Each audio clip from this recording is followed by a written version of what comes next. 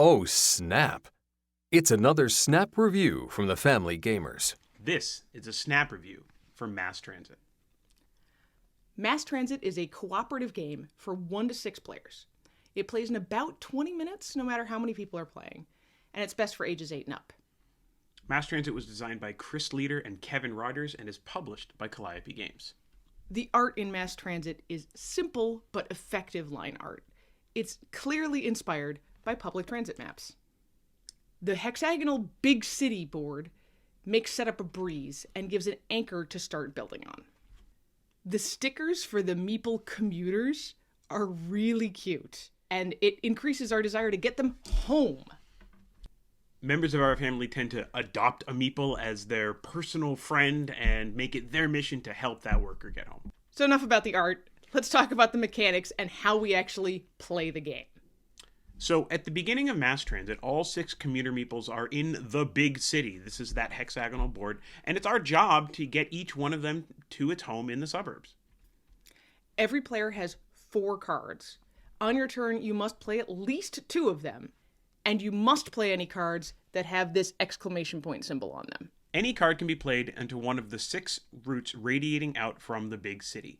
Most cards also specify a transportation type, like walking or taking the bus, or using the ferry or the train, and could instead be played out to move a meeple along a certain type of route. Suburb cards get played at the end of a route. Every suburb has a type and a minimum distance that suburb must have away from the big city. Yellow cards can't be played for any transportation value, you see right there, and most of them contain obstacles. Once any player can't play at least 2 cards on their turn, the game is over. Can your team get all 6 meeples to their homes before you can't play your cards? So Andrew, let's talk about what we expected from Mass Transit. Well, to start, Mass Transit is a small box. This isn't very big at all. I didn't expect it to have quite the table presence that it was going to have, but you could see plainly from the art on the box that it was obviously a transit game, and it was taking a lot of art elements from those kind of classic transit designs with, MBTA maps or the London Underground map. And so I liked that. I really do like cooperative games. They play well in our family. I love the look of all of these cards with the very clear 3 different kinds of transit routes, and, walking is its own thing. Mm-hmm. So, small box game, there were relatively simple, straightforward pieces inside the box, so we kind of felt like we had a pretty good idea of what was happening. But Anitra, what surprised us about Mass Transit? Well, first of all, it surprised us that there was such a big table presence coming out of such a small box. You start with the very small hexagon in the middle, but you end up with these paths radiating out that, if you're not really careful, you could cover the whole table. Right. Most of the time, I would say you could play this on a desk or a card table. It's not huge, but it's a lot bigger than we expected. We were pleasantly surprised at how quick it was to grasp the concept here. I mean, you have 6 little guys on the hexagon. Mm-hmm. You're trying to get each one of them home. That's easy. But it's agonizingly hard to win this game. This is like, what is it, Go? It's simple to learn, but hard to master. This is just like that. It is so hard. In fact, the only time we've ever won at this game was when we've played it solo. Which is just a tiny bit easier than playing in a group.